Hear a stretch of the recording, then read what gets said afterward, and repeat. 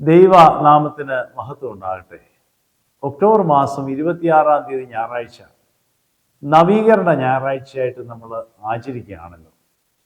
നവീകരണ ഞായറാഴ്ചയിൽ നമ്മൾ ചിന്തിക്കുന്നതായ വിഷയം ദൈവത്തിൻ്റെ പരമാധികാരത്തിൻ്റെയും നീതിയുടെയും സമാധാനത്തിൻ്റെയും ആഘോഷം എന്നതാണ്.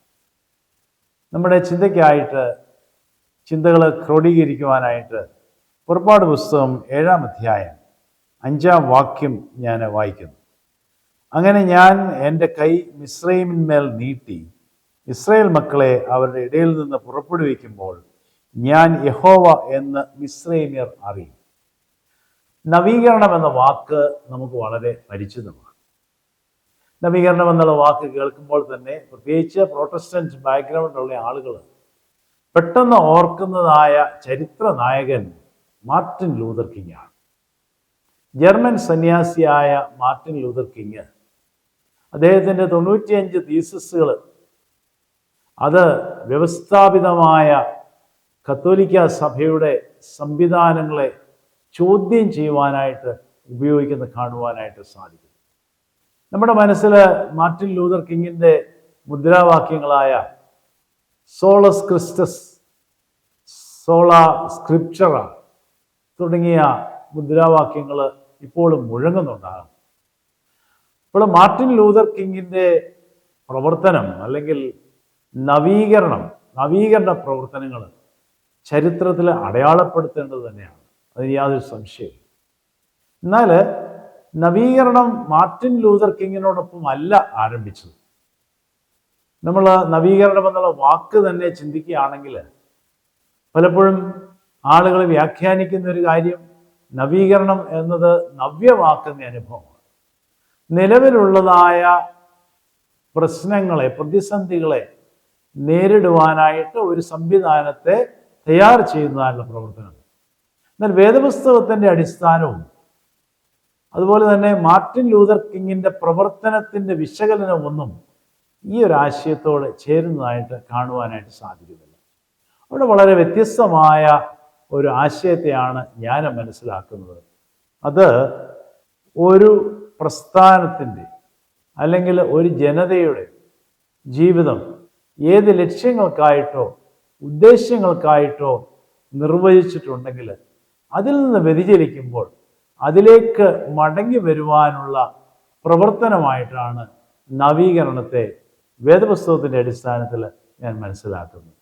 നവീകരണം എന്ന് പറയുന്നത് മാർട്ടിൻ ലൂതർ കിങ്ങിനോട് കൂടെ ആരംഭിച്ചതല്ല എന്ന് ഞാൻ പറയുകയുണ്ടായി. നവീകരണം ഒരു പുതിയ ആശയമല്ല. വിശുദ്ധ വേദപുസ്തകത്തിലേക്ക് നമ്മൾ നോക്കുമ്പോൾ എൻ്റെ ഒരു ചിന്തയനുസരിച്ച് സൃഷ്ടിയുടെ ആരംഭത്തോടുകൂടെ തന്നെ നവീകരണം ആരംഭിക്കുന്നു. യഹോവയായ ദൈവം മനുഷ്യൻ ഏകനായിരിക്കുന്നത് നന്നല്ല എന്ന് ചിന്തിക്കുന്ന നിമിഷം മുതൽ നവീകരണം ആരംഭിക്കുകയാണ്. അതിന് കാരണമുണ്ട്. സൃഷ്ടിയുടെ ഉദ്ദേശം, ലക്ഷ്യം ഇവ പരസ്പര സഹകരണത്തിലും പരസ്പര കരുതലിലും പരസ്പര സ്നേഹത്തിലും മുൻപോട്ട് പോവുക എന്നുള്ളതാണ്. മനുഷ്യൻ ഏകനായിരിക്കുമ്പോൾ സാധ്യമല്ല. സൃഷ്ടിയുടെ പ്രവർത്തനത്തിൽ ഉദ്ദേശങ്ങൾ, ലക്ഷ്യങ്ങൾ സാധ്യമല്ലാതെ വരുന്നു എന്ന് കണ്ടപ്പോൾ ദൈവം ഏകനായ മനുഷ്യന് പകരം മനുഷ്യ സമൂഹത്തെ ഉളവാക്കുന്ന കാണുവാനായിട്ട് സാധിക്കും. അവിടെ മുതൽ നവീകരണം ആരംഭിക്കുന്നു എന്നാണ് ഞാൻ ചിന്തിക്കുന്നത്. തുടർന്ന് ദൈവജനത്തിൻ്റെ ചരിത്രത്തിൽ നോഹയിലൂടെ, അബ്രഹാമിലൂടെ, ഏലിയാവിലൂടെ, നെഹമ്യാവിലൂടെ, യോശിയ രാജാവിലൂടെ വളരെ കൃത്യമായി നവീകരണ കാലം തന്നെ അടയാളപ്പെടുത്തിയ യേശു കർത്താവിൻ്റെ പരസ്യ ശുശ്രൂഷയിലൂടെ, വിജാതിയർക്ക് സഭയിൽ പ്രവേശനം സാധ്യമാക്കിയ അപ്പോസ്തലനായ പൗലോസിൻ്റെ പ്രവർത്തനത്തിലൂടെ, നമ്മൾ വളരെ ഊറ്റം കൊള്ളുന്നതായിട്ടുള്ള CMS മിഷണറിമാരുടെ പ്രവർത്തനത്തിലൂടെ എല്ലാം ദൈവം നവീകരണത്തിൻ്റെ പ്രവർത്തനങ്ങൾ മുൻപോട്ട് കൊണ്ടുപോകുന്നതായിട്ട് ഞാൻ കാണും. അപ്പോൾ ഒരു പ്രസ്ഥാനത്തിൻ്റെ അല്ലെങ്കിൽ ഒരു ജനതയുടെ ജീവിത ഉദ്ദേശ ലക്ഷ്യങ്ങൾ ആണ്, അതിലേക്കുള്ള മടങ്ങിവരവാണ് നവീകരണം എങ്കിൽ ദൈവജനത്തെ സംബന്ധിച്ചിടത്തോളം ലക്ഷ്യവും ഉദ്ദേശവും ഒക്കെ കൽപ്പിച്ചത് ദൈവമാണ്.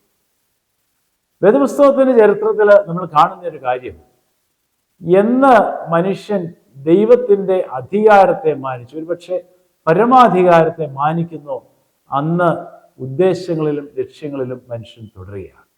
എന്നാൽ എന്ന് ലക്ഷ്യങ്ങളിൽ നിന്നും ഉദ്ദേശങ്ങളിൽ നിന്നും മാറുന്നു, അവിടെ ഒരു കാര്യം വളരെ വ്യക്തമാണ്, ദൈവത്തിന്റെ പരമാധികാരത്തെ ചോദ്യം ചെയ്യുകയാണ്. ഏദനിൽ മനുഷ്യന് സംഭവിച്ചതും അതുതന്നെയാണ്. ദൈവത്തിന്റെ പരമാധികാരത്തെ ചോദ്യം ചെയ്യാൻ ആരംഭിച്ചപ്പോൾ മനുഷ്യജാതി തകർച്ചയിലേക്ക് പോകുന്നത് കാണുവാനായിട്ട് സാധിക്കും. അന്നു മുതൽ നവീകരണം ആരംഭിക്കുകയാണ്. വീണ്ടും ദൈവം മനുഷ്യനിലേക്ക് ആ നവീകരണത്തിന്റെ ഏജന്റുകളെ അയക്കുകയാണ്. അത് അവർ പറയുന്ന ഒരേ ഒരു കാര്യമാണ്. പ്രവാചകന്മാരിലൂടെ ആണെങ്കിലും പുരോഹിതന്മാരിലൂടെയൊക്കെ ആണെങ്കിലും ദൈവജനത്തോട് ഇടപെടുമ്പോൾ അവരോട് പറയുന്ന ഒരു കാര്യം, നിങ്ങൾ മടങ്ങി വരിക, നിങ്ങളുടെ ദൈവത്തിങ്കിലേക്ക് മടങ്ങുക, ദൈവജനതയുടെ സംസ്കാരത്തിലേക്ക് മടങ്ങുക, ദൈവജനതയുടെ വിശ്വാസത്തിലേക്ക് മടങ്ങുക എന്നത് ആവർത്തിച്ച് പറയുന്നത് കാണുവാനായിട്ട് സാധിക്കും. അപ്പോൾ നവീകരണം എന്ന് പറയുന്ന ആശയം വേദപുസ്തകം സാക്ഷിക്കുന്നത് ഏത് ഉദ്ദേശങ്ങൾക്കായി, ഏത് ലക്ഷ്യങ്ങൾക്കായിട്ട് ദൈവജനത ഒരുക്കിയോ അതിലേക്കുള്ള മടങ്ങി വരവിന് അവരെ സഹായിക്കുന്ന ഒരു പ്രവർത്തനമായിട്ടാണ്. പരമാധികാരം ദൈവത്തിൻ്റെതാണ്. നമ്മളിന്ന് വായിച്ചു കേട്ട വേദഭാഗത്തിൽ 1-ാം പാഠമായിട്ട് നമ്മൾ നവീകരണ ഞായറാഴ്ച വായിക്കുന്ന പുറപ്പാട് പുസ്തകം 7-ാം അധ്യായത്തിൽ ദൈവത്തിൻ്റെ, യഹോവയായ ദൈവത്തിൻ്റെ വലിയൊരു പ്രഖ്യാപനമാണ്. ഫറവോന്റെ അധികാരത്തിൻ്റെ കീഴിലല്ല തൻ്റെ ജനം, ദൈവജനം ദൈവത്തിൻ്റെ പരമാധികാരത്തിൻ്റെ കീഴിലാണ്. ഫറവോന്റെ അധികാരം പോലും ദൈവത്തിൻ്റെ അധികാരത്തിൻ്റെ കീഴിലാണ്. അതുകൊണ്ട് ദൈവജനത്തിൻ്റെ വിടുതലിലൂടെ മിസ്രയീമ്യർ അറിയുന്നു യഹോവ ആരെന്ന്. എന്നാൽ ആ ഒരു വലിയ വിടുതലിന് ശേഷം തുടർന്നുള്ള ഇസ്രായേലിൻ്റെ ചരിത്രത്തിൽ നമ്മൾ കാണുന്ന ഒരു കാര്യം, ദൈവജനം അന്യദൈവങ്ങളെ സേവിക്കുകയും അന്യ ജനതയുടെ സംസ്കാരങ്ങളുമായിട്ട് ബന്ധപ്പെട്ട് പ്രവർത്തിക്കുകയും ചെയ്യുന്നതായിട്ടുള്ള കാര്യമാണ്. എന്നാൽ അവിടെയെല്ലാം ദൈവം ആളുകളെ അയക്കുകയും ജനതയെ ആ പഴയ അവസ്ഥയിലേക്ക് മടക്കിക്കൊണ്ട് വരുവാനായിട്ട് പ്രവർത്തിക്കുകയും ചെയ്യുന്നതായിട്ട് കാണും. ദൈവത്തിൻ്റെ പരമാധികാരത്തിലേക്കുള്ള മടങ്ങിവരവിന് വേണ്ടി വിളിക്കുന്നത് കാണുവാനായിട്ട് സാധിക്കും. ദൈവരാജ്യത്തെപ്പറ്റി നമ്മൾ ചിന്തിക്കുമ്പോൾ ദൈവത്തിൻ്റെ അധികാരത്തിൻ്റെ കീഴിലുള്ള രാജ്യമാണ് ദൈവരാജ്യം. അവിടെ 2 വാക്കുകൾ വളരെ പ്രസക്തമാണ്: നീതിയും സമാധാനവും. നീതി എന്നുള്ള വാക്ക് പലപ്പോഴും തെറ്റിദ്ധരിപ്പിക്കപ്പെടുന്ന വാക്കാണ്, അല്ലെങ്കിൽ വ്യത്യസ്തമായി മനസ്സിലാക്കുന്ന വാക്കാണ്. നീതി ആപേക്ഷികമാണ്. ഒരു ജനതയുടെ വിശ്വാസത്തിൻ്റെയും അവരുടെ സംസ്കാരത്തിൻ്റെയും മൂല്യബോധത്തിൻ്റെയൊക്കെ സ്വാധീനത്തിലാണ് നീതിബോധം രൂപീകരിക്കപ്പെടുന്നത് എന്ന് കാണാനായിട്ട് കഴിയും. അതുകൊണ്ടാണ് വിവിധ രാജ്യങ്ങൾക്ക് വിവിധ നീതിബോധങ്ങൾ, വിവിധ വിശ്വാസ സമൂഹത്തിന് വിവിധ നീതിബോധങ്ങൾ. ഇന്ത്യയുടെ ഭരണഘടനയിൽ കീഴിൽ നിൽക്കുന്ന ജനതയ്ക്ക് പോലും വിവിധ നീതി ലഭിക്കണം എന്ന് ആവശ്യപ്പെടുന്നതിന് കാരണം വസ്ത്രം ധരിക്കാനുള്ള അവകാശങ്ങളും അതുപോലെ തന്നെ ഭക്ഷണക്രമത്തിലുള്ള അവകാശങ്ങളൊക്കെ പലരുടെയും നീതിയായിട്ട് ഉയർത്തിക്കാണിക്കുന്ന കാണുവാനായിട്ട് സാധിക്കും. വിശ്വാസത്തിൻ്റെയും മൂല്യബോധത്തിൻ്റെയും ഒക്കെ സ്വാധീനം നീതിബോധത്തിലുണ്ട് എന്ന് കാണാനായിട്ട് കഴിയുന്നു. എന്നാൽ ദൈവരാജ്യത്തിൻ്റെ പ്രജയെ സംബന്ധിച്ചിടത്തോളം നീതി എന്നത് ദൈവത്തിൻ്റെ നീതിയാണ്. എന്താണ് ദൈവത്തിൻ്റെ നീതിയുടെ പ്രത്യേകത? മനുഷ്യത്വത്തിൻ്റെ പൂർത്തീകരണത്തിലേക്ക് എത്തിക്കുവാൻ സഹായകരമായ നിലപാടായിട്ടാണ് ഞാൻ ദൈവത്തിൻ്റെ നീതിയെ കാണാനായിട്ട് കഴിയും. വേദപുസ്തക ചരിത്രം നോക്കുമ്പോൾ ഈ ഒരു പ്രവർത്തനം വളരെ വളരെ വ്യക്തമാണ്. യേശു കർത്താവിൻ്റെ പരസ്യ ശുശ്രൂഷയുടെ മധ്യത്തിൽ നിങ്ങളുടെ നീതി ശാസ്ത്രിമാരുടെയും പരീശന്മാരുടെയും നീതിയെ കവിയണമെന്ന് കർത്താവ് പറയുന്നു. എന്താണ് ശാസ്ത്രിമാരുടെയും പരീശന്മാരുടെ നീതിയുടെ പ്രശ്നം? നിയമത്തിലധിഷ്ഠിതമായ, നിയമത്തിൻ്റെ കാർക്കശ്യ സ്വഭാവത്തിൽ ഉൾക്കൊള്ളുന്നതായ ഒരു നീതി പ്രവർത്തനമാണ്. എന്നാൽ യേശു കർത്താവ് പറയുന്നൊരു കാര്യം, മനുഷ്യത്വത്തിലേക്കുള്ള ആ പൂർത്തീകരണത്തിലേക്കുള്ള യാത്രയിൽ ഒരുവനെ സഹായിക്കുന്നതായിരിക്കണം നീതിയുടെ നിലപാടുകൾ. അതുകൊണ്ട് ന്യായപ്രമാണത്തിൻ്റെ പൂർത്തീകരണം ന്യായപ്രമാണവും പ്രവാചകന്മാരും ഒക്കെ ആ ദൈവജനതയുടെ ലക്ഷ്യപ്രാപ്തിക്കായിട്ടുള്ള മനുഷ്യൻ്റെ മനുഷ്യത്വത്തിൻ്റെ പൂർത്തീകരണത്തിലേക്കുള്ള ആ സഹായകരമായ കരങ്ങളായിട്ട് നമുക്ക് കാണാനായിട്ട് സാധിക്കുന്നത്. യേശു കർത്താവിൻ്റെ പ്രവർത്തനത്തിൽ വളരെ വ്യക്തമാണ്. ശമരിയ സ്ത്രീയോട് അടുക്കലേക്ക് കടന്നു ചെല്ലുന്ന കർത്താവ് അവളെ അംഗീകരിക്കുകയാണ്. ഒരു സ്ത്രീയെ അംഗീകരിക്കുക എന്ന് പറഞ്ഞത് അന്നത്തെ നീതി വ്യവസ്ഥകൾക്ക് എതിരാണ്. എന്നാൽ അവളുടെ മനുഷ്യത്വത്തിൻ്റെ പൂർത്തീകരണത്തിലേക്ക് നയിക്കുന്ന കർത്താവിൻ്റെ പ്രവർത്തനത്തെ നമുക്ക് കാണുവാനായിട്ട് സാധിക്കും. കുരുടന് കാഴ്ച കൊടുക്കുന്നു, ചെകിടന് കേൾവി കൊടുക്കുന്നതെല്ലാം, ശബത്തിൽ സൗഖ്യമാക്കുന്നത്, നിയമത്തിൻ്റെ നൂലാമാലകളുടെ മധ്യത്തിൽ നീതി നിഷേധിക്കപ്പെടുമ്പോൾ അവിടെ ദൈവത്തിൻ്റെ നീതി പ്രാവർത്തികമാക്കുന്നത് കാണാൻ സാധിക്കും. 6-ാം മണി നേരത്തും 9-ാം മണി നേരത്തും 12-ാം മണി നേരത്തും ഒക്കെ അധ്വാനിക്കാൻ പോയവർക്ക് ഒരേ കൂലി കൊടുക്കുന്ന ദൈവനീതിയുടെ വലിയൊരു പ്രത്യേകത നമുക്ക് കാണുവാനായിട്ട് സാധിക്കുന്നു. ആ കൂലി ഒരുവൻ്റെ ഒരു ദിവസത്തെ ഉപജീവനത്തിന് മുഖാന്തരമാണ് എന്നറിഞ്ഞുകൊണ്ട് സ്നേഹനീതിയായ യജമാനൻ അവനോട് കരുണ കാണിക്കുന്നത് നീതിയായിട്ട് കാണുവാനായിട്ട് സാധിക്കും. ആ ഒരു നീതിബോധമായിരിക്കണം ദൈവജനതയുടെ നീതിബോധം. വിവിധ നിയമങ്ങളുള്ള, വിവിധ നീതിബോധങ്ങളുള്ള സമൂഹത്തിൻ്റെ മധ്യത്തിൽ ദൈവത്തിൻ്റെ ജനത ദൈവനീതിയെ പ്രഘോഷിപ്പാനും ദൈവനീതിക്ക് മുഖാന്തരമായിട്ട് നിലകൊള്ളുവാനുമാണ് വിളിക്കപ്പെട്ടിരിക്കുന്നത് എന്ന് കാണുവാനായിട്ട് സാധിക്കും. അതുപോലെ തന്നെ നമ്മൾ മനസ്സിലാക്കാനായിട്ട് സാധിക്കേണ്ട ഒരു കാര്യം സമാധാനം എന്നത് നിർവചിക്കാൻ വളരെ പ്രയാസമുള്ളൊരു കാര്യം. പലപ്പോഴും ശാന്തത കൈവരിക്കുന്ന അവസ്ഥയ്ക്ക് സമാധാനം എന്ന് പറയും. കാശ്മീരിൽ പട്ടാളം ഇറങ്ങി സമാധാനം കൈവരിച്ചു, പിന്നെന്തേ ഗ്രനേഡുകൾ പൊട്ടുന്നു. കാശ്മീരിൽ പട്ടാളം ഇറങ്ങി സമാധാനം കൈവരിച്ചു, പിന്നെ എന്തേ വെടിവെപ്പുകൾ തുടരുന്നു. അപ്പം സംഘർഷഭരിതമായ ഒരു സാഹചര്യത്തിന് അയവ് വരുത്തുന്നതല്ല സമാധാനം.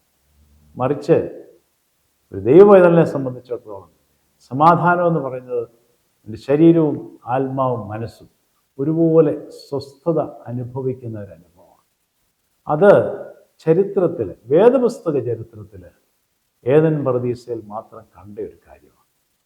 മനുഷ്യൻ പാപം ചെയ്യുന്നവരെ നിലനിന്ന ആ വലിയ സമാധാനത്തെ കാണുവാനായിട്ട് സാധിക്കുന്നു. സഹവർത്തിത്വവും കരുതലും സ്നേഹവും ദൈവത്തെ ഭയവും ഒക്കെയുള്ള ആ വലിയ അനുഭവം, ദൈവത്തിൻ്റെ പരമാധികാരത്തിന് കീഴടങ്ങിയിരിക്കുന്ന ആ വലിയ അനുഭവത്തിലാണ് അവന് സമാധാനം ലഭ്യമായിട്ട് തീരുന്നത് എന്ന് നമുക്ക് മനസ്സിലാക്കാനായിട്ട് കഴിയുന്നു. മനുഷ്യൻ പാപം ചെയ്ത ശേഷം മനുഷ്യൻ അസ്വസ്ഥനാണ്. അതുകൊണ്ടാണ് ഓരോ ദിവസവും നമ്മൾ സമാധാനം റീഎസ്റ്റാബ്ലിഷ് ചെയ്യേണ്ടിയിരിക്കുകയാണ്. എല്ലാ നിമിഷങ്ങളിലും വീണ്ടും വീണ്ടും സമാധാനം നമ്മൾ ഒരുക്കുകയാണ്. എന്നാൽ അതിന് വിപരീതമായി ഒരേ ഒരു പ്രതീക്ഷയാണ് നമുക്കുള്ളത്. വെളിപാട് പുസ്തകം 21-ാം അധ്യായത്തിൽ പുതിയ ആകാശവും പുതിയ ഭൂമി, ദൈവരാജ്യത്തിൻ്റെ പൂർത്തീകരണം.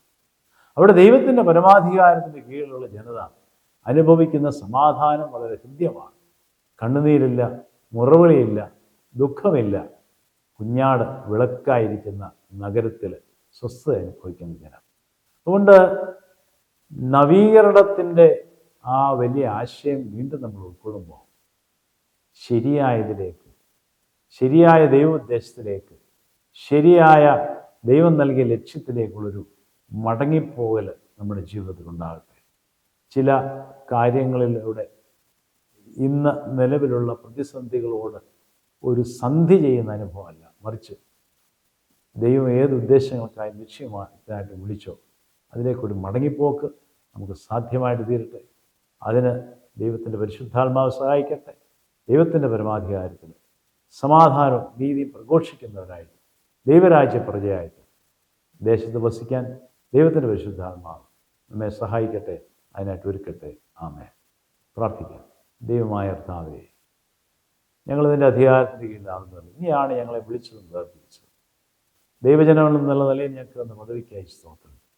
കർത്താവെ, അവിടുത്തെ ഹിതത്തിന് അനുസരിച്ച് ജീവിപ്പാൻ നീ തന്ന ഉദ്ദേശങ്ങൾക്ക്, നീ തന്ന ലക്ഷ്യങ്ങൾക്ക് അനുസൃതമായിട്ട് ഞങ്ങളുടെ ജീവിതങ്ങളെ ഒരുക്കുക മാത്രമല്ല, ഞങ്ങൾ ആയിരിക്കുന്ന സമൂഹത്തിൽ പ്രവർത്തിപ്പാൻ ഞങ്ങൾക്ക് ധൈര്യവും കൃപയും തരണമേ. ദൈവത്തിൻ്റെ പരിശുദ്ധാത്മാവിനായിട്ട് ഞങ്ങളെ സഹായിക്കണം. യേശുവിൻ്റെ നാമത്തിൽ ഞങ്ങൾ അപേക്ഷിക്കുന്നു. ദയോടെ കേൾക്കണമേ. ആമേൻ.